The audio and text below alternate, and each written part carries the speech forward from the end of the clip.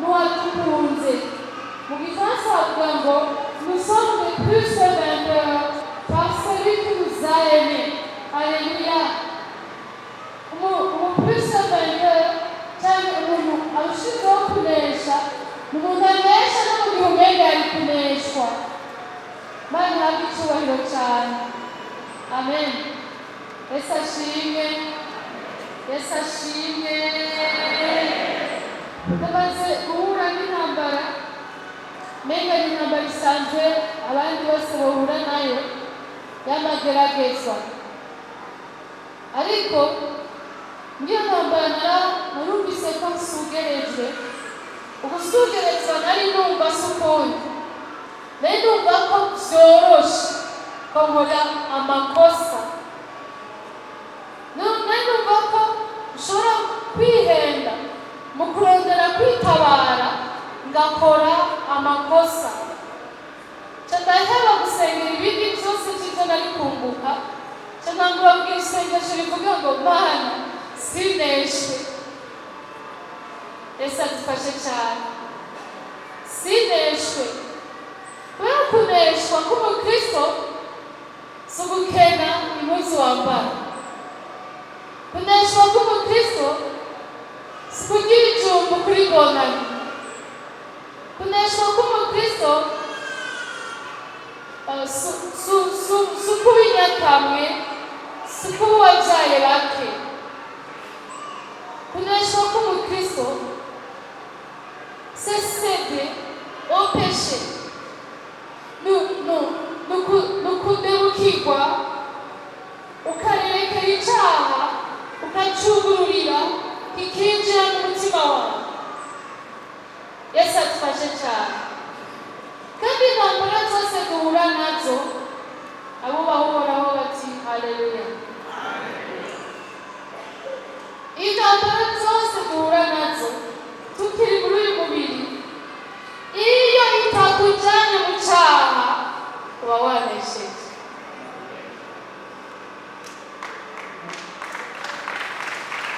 Hano tuvugana n'abarondera Imana, kandi tuvugana n'abarondera ubugororotsi. Kubera icyatumye umugororotsi yemera kuba umunyabyaha, kwari kugira ngo abari abanyabyaha nabo bahinduke abagororotsi. Urashobora kwakira intsinzi ya Yesu muri ubwo buryo. Haleluya, haleluya. Urashobora kuba ufise ingorane yo kutariha inzu imaze igihe. Ikintu kigoye si ukutabishinze. Ikintu kigoye ni hamwe wowe ufise ibyaha muri iyo ntambara. Haleluya. Isumi muzima acaneshejwe ikuzimu habuze intsinzi. Ndakwifurije kunesha, kugumaho mu izina rya Yesu. Iyo utewe n'abagufata nabi, abagukengera, abakurenganya, abakugirira ibikononera itunga, abakugirira ibikononera umubiri, iyo uhuye n'amategeko agumye, iyo uhuye n'intambara ziyadukije, umuriro wadutse ugaturira inzu y'umuntu, ikintu cyadutse kigagutwara abantu, aho si ukuneshwa. Ukuneshwa byitwa ukuneshwa ni hamwe ibyo byogukwega bikanduka bikagushikana kuguhemukira urukundo rw'Imana rwinshi n'ubwizigirwa bwayo buhambaye, ugatirimuka ukayihindura umwasi wawe, ugahindukira icyaha ukakigira umukunzi. Niyo ntsinzi yonyine y'umukiza. Yesu adufashe cyane. Yesu yavuze amajambo akomeye yumvikanisha ko twe nawe dukeneye ubundi bushobozi kugira ngo dushobore kuba abakristo. Nguko uvuma wewe umuhezagire, ukwima wewe umuhe,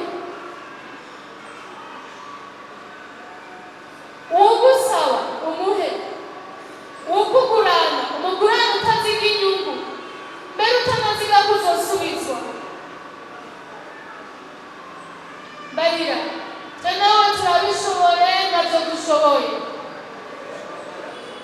twe nawe turabishoboye ntabyo dushoboye ngo niwarakira mugenzi wawe uzoba ubaye umwicanyi twe nawe turabishoboye ntabyo dushoboye niwakira intsinzi ya Yesu.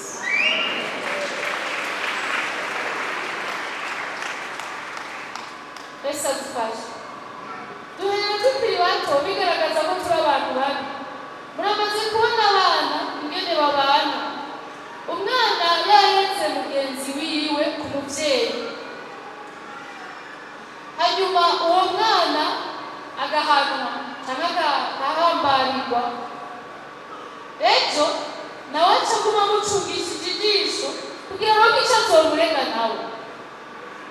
Kandi amubonye mu ikosa avuga ati since ndakurose sha nanjye ndabuze icyo ndakurega nawe ubanza uboneke nk'umunyamafuti. Ubwo nibwo buzima abantu tubayemo. Umuntu anezererwa amafuti y'uwundi, umuntu abagwa mu manga, uwundi agaca avuga ati wavuze ngo uri umwana w'Imana ntiwimanure ku musaraba.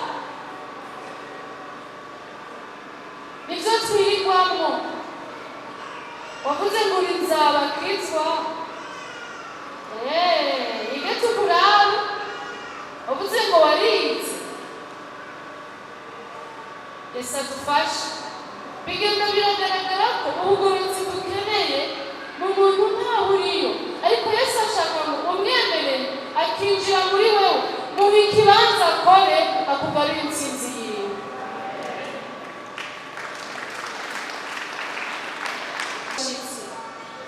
Hariho abashyitsi mumaze kwakira n'uwo guhana n'iki utongemerera mu kwinjira mu cyumba. Birabaho abantu bakemera Yesu bene ubwo buryo, ukavuga ko wamwakiriye, ukavuga ko wemera ko yagupfiriye, ukavuga ko wemera ko ari Kristo umwana w'Imana nzima yibitse umuntu ngo ukire, ukabivuga akamera nk'uwo wakiriye, ukamuhereza ku ibaraza. Bibera muri salo nta fere yacu, bibera mu cyumba ntaca biziko, bibera mu gikoni ntaca biziko, bibera muri dushi wawe ntaca biziko. Wamugumije mu irembo ego wamwemeye, ariko ntiwamuhaye ikibanza ngo akore. Shikana intsinzi ya Yesu ahantu hose mu buzima bwawe urabigena akora. Kenshi nitwe twikoreye ikibi, tumwima ikibanza ukamuha akaryo gato kugira ngo ntakuvurungire ibintu. Ahava kubwira ngo irukane umugore muto ugumane mukuru. Ahava kubwira ngo hebe umuhabara. Ahava kubwira ngo hagarika gufiyansa abatanyizera. Ahava kubwira ngo hagarika ibiturire. Ahava kubwira ngo harira wa muntu uvuga uti sinzongera kumuvugisha. Ahava kubwira ngo hagarika ubusambanyi, kandi gusambana ubibona mwakunguko, ugahitamo kumwemera utamwemera, ukamugumiza mu irembo hariya. Yesu ni sawa.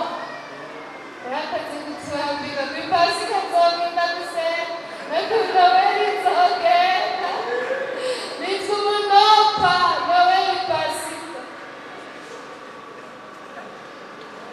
Abantu bitwa abanopa dore ngo basenga ku Noweli no ku pasika. Nopa. Yesu ni sawa. Kubaho rero kabona mbaye unyitse uratuka Yesu. Kabona ngene none wewe ntiwigize umwaro ngo dutuke, kandi uginde batayibona mwanze kuza kumbuza ituro ryiza. Ibyo turabishaka, ariko Yesu aratubwira. Yesu arazi kumenya ikibanza wamuhaye, kandi ikibanza namuhaye uyu munsi nshaka kumuha ikikiruta. Amen.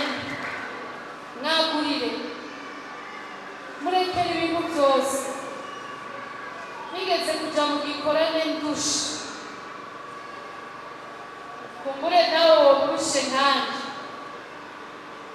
umuntu avuga ubutumwa bwiza yaranitabye Imana mushaka twokorera Imana hakiri hakari ubuzima yaratashe ngiye neza avuga ubutumwa bwiza aravuga ibintu byari bindaba muri uwo mwanya ngo kumbure kugira ngo uheze ukwezi ugaburira wo mu nzu ngo uraterenganya iryo jambo guterenganya sinzogyibagira ngo umuterenganya ugerageze ibyo guterenganya akiriko arabivuga ubwenge bwanjye bwaranyibutsa ingene n'imbaraga sukari ndakaterenganya ingene terenganya udufaranga wibwira ingene uyu munsi wo kuri uturengarenga twijana kugira ngo ico gihumbi ntigiherere rimwe kubera ejo naho hari ikibazo yari yavuze ubutumwa bwa Yesu arobesha abantu amafi hariya mu kiyaga avuga ngo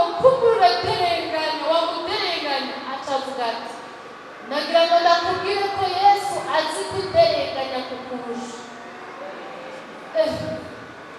ndavuga jewe rero nagize ikibazo cyane cyitwa ibiharuro naraharura mana naraharura ngatora ikaramu nkandika ngasubira ndondera ingene ayo mahera nzokwira ngasubira ngaci umutwe ukamenya kuwa mbere bikabiri ndasenga Yesu kuzi kuterenganya kundusha ibi bintu ndabikurekeye aleluya sanga aho hantu ni jewe nahora ndahawe jenyene nahora mbaye ibiharuro natarikira ngawera jenyene uwo munsi ndamwinjiza aho nsinziriwe ndayakira aho numva mu nyuma nadutse ntitogenda y'ubujumbura numva ijwi rimbwira ngo ntuzongera gutandukanya itariki imwe na 21 icyatumye abivuga arakizi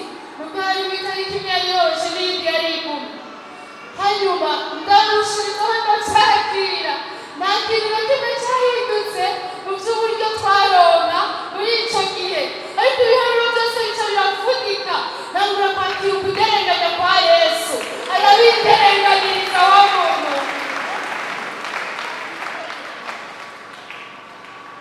yari yarabonye ingwano nangwanye zigoye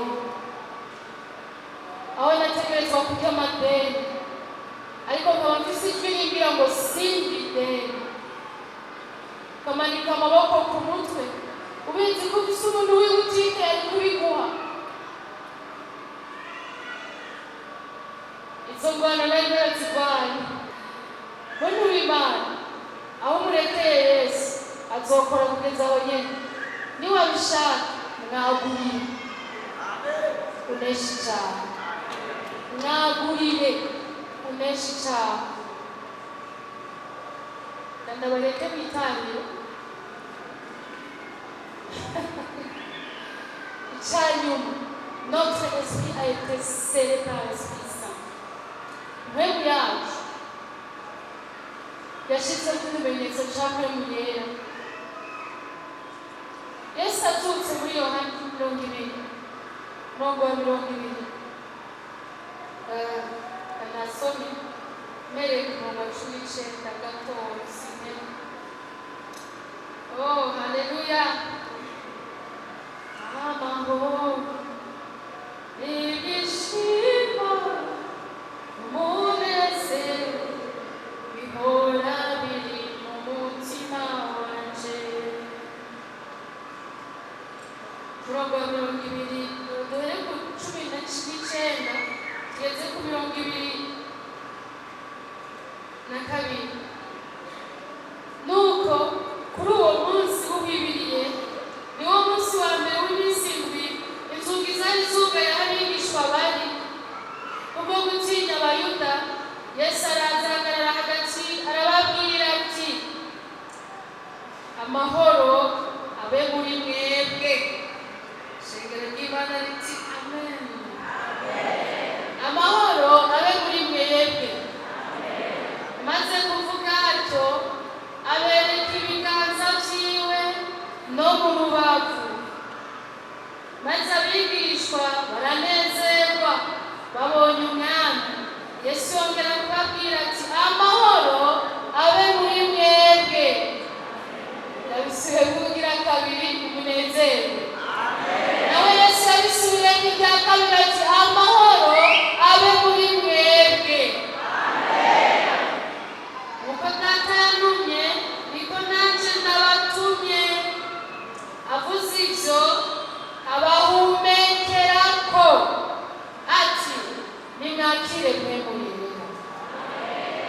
nimwakire mpwemu yera, nimwakire mpwemu yera.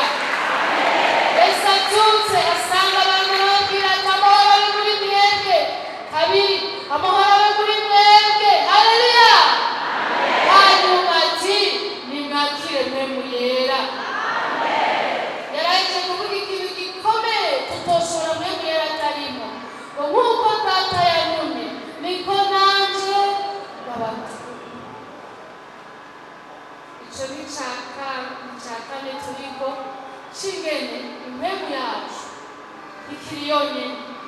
Abanyefeso 1:13 kugeza ku 14.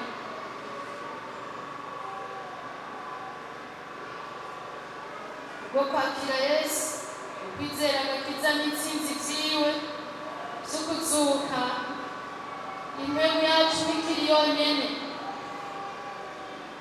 ntigihangana n'abadayimoni yonyene, ntigihangana n'icaha yonyene. Impwemu yacu yarahawe impwemu yera.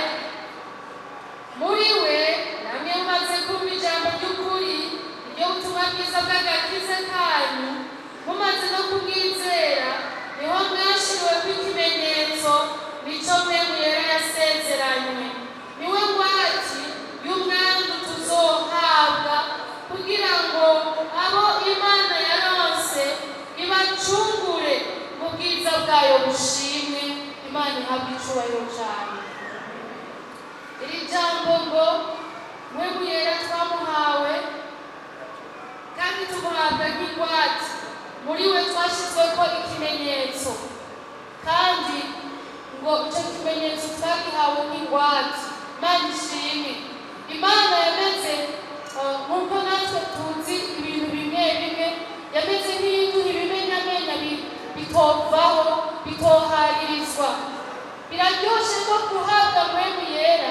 Kuba hariho abantu uzi bakoreshwa na mpwemu yera, bigaragaza ngo Imana yasizeho isezerano mw'isi.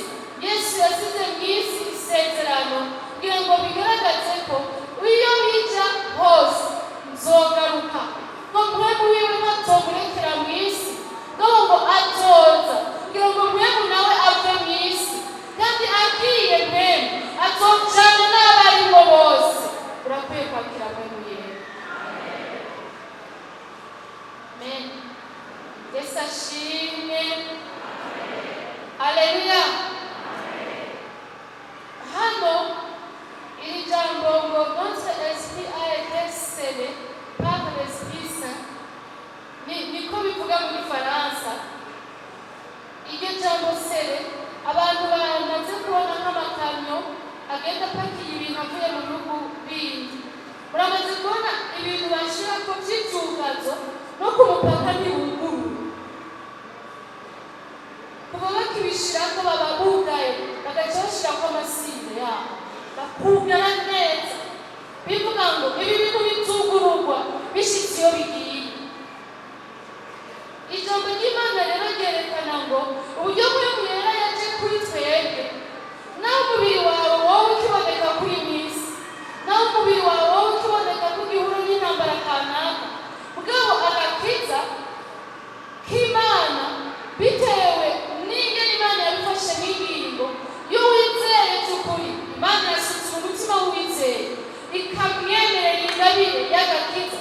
N'iki gitangaza c'agakiza, iyo ngabire nyene y'agakiza, uburyo rero ibikoramo, izana mpwemu wayo akamvelopa, agafata impwemu yawe yariye, agafata mpwemu wayo agashira gutyo kuri mpwemu wawe. Mpwemu wawe akaba ububumbatiwe na mpwemu w'Imana, anyegejwe muri mpwemu w'Imana. Bizokundurwa tugiye. Nico gituma unyegejwe kure umutima w'Imana. Nico gituma n'ivyo kuva mu gakiza ndatinya ko abantu benshi bavuga ngo bavuye mu gakiza bataba baranagashitseko. Agakiza k'ukuri umunsi wawe igitangaza pepe kuva ku munsi wa mbere. Ni igitangaza, ni ikinyeni.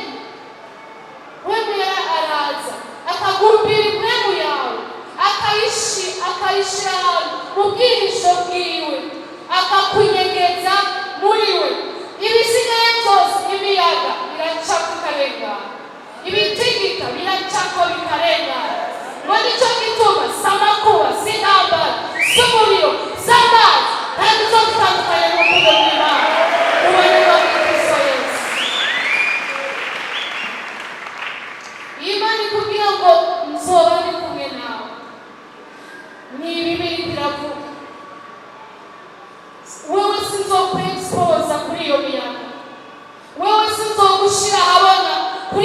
gukubagurana.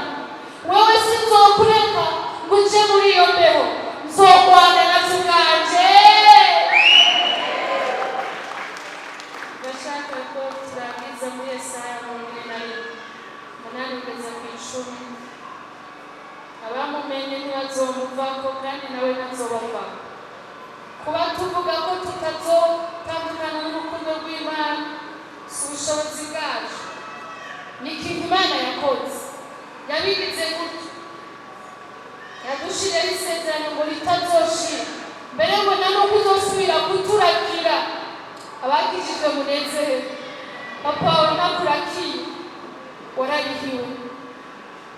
Muvuga amene utabyizeye neza, vuga amene rero byemeye neza. Ariko wewe Isirayeli musatsi wanje Yakobo natoranije mbyaro rwa Aburahamu mukunzi wanje, wewe uwo natoye nkagukura ku mpera z'isi, nkaguhamagara ngo uve ku mfuruka zayo, nkakubwira ngo uri umusatsi wanje, naragutoranije sinagutaye. Ntutinye kuko ndi kumwe nawe, ntutewe kuko ndi Imana yawe, nzogukomeza, nzogutabara, mbere nzokuramira n'ukuboko kw'iburyo kukugororoka kwanje. Yamushimwe Imana. Mbega Imana imeze gute? Urayihisemo? Umva woyireke ubuzima bwawe? Iyi Imana imeze gute? Ibi bitangaza Imana yagabye, ushaka nawe kubigenderamo? Umva wo kundi Imana atavyitokora ngo igukize. Ethiopia nasi yabaheje ku bwawe, kandi n'amahanga yose yoyaheba ku bugingo bwawe. Tunamika amaso yacu dusenga, turashaka agakiza k'Imana. Warakijijwe, mugabo urumva ko ufise ahantu ukeneye intsinzi ya Yesu. Hariho ahantu intambara yawe iri gutsinda, ugasanga wasubiye kwandavura, ukamaramara. Nakanya keza ko kugirirwa Pasika n'umukunzi wawe. Pasika ntiyatanguriye hano, yatanguriye muri Egiputa. Imana igomba kurokora abantu bayo, ibakuraho bari bari habi. Vana umutima ku magume yawe, uwushire ku mukunzi wawe, uwushire ku mukiza wawe. N'adore pas ton ennemi, n'adore pas ton problème, n'adore pas ton fardeau. Ugakurangiriza umutima ku mwasi wawe, ugakurangiriza umutima ku byiyumviro bibi by'amagume n'ingorane byawe. Rangiriza umutima ku mutabazi wawe. Yaravuze ngo wihagararire gusa, kuko intambara atari iyanyu, ariko intambara ni iyanjye jewe Uhoraho.